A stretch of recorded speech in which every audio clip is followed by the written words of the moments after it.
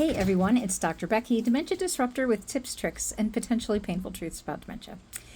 So the other day I talked a little bit about letting people with memory loss take the lead sometimes. Let them feel like they have control. Us letting go of a little bit of control might actually get us where we're going.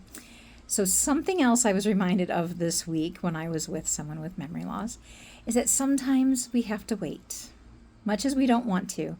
As much as we want things taken care of right now, sometimes we need to give people a little time to think and process and tell you things.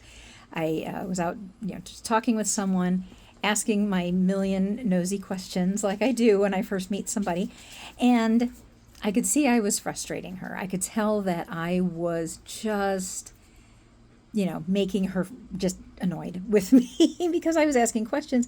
She couldn't remember the answers. So we just sat, looked at the sky, looked at the mountains here. We were sitting outside. The weather was fine because it was early in the morning and it wasn't too hot yet. And when I let her just think a little bit and process, suddenly she started telling me everything I needed to know. Not all of it true, but I was getting a little more from her by being patient and waiting than I would have if I just kept pushing her to answer the questions I had, tell me what I needed to know. So sometimes we have to give a little time to process, a little time to put things together. Not assume that they didn't hear or they didn't understand. Sometimes with dementia, our brain just needs a little more time to put together the pieces. So a lot of times I'll ask a question and then I wait. And then I wait a little more, and then I ask it again.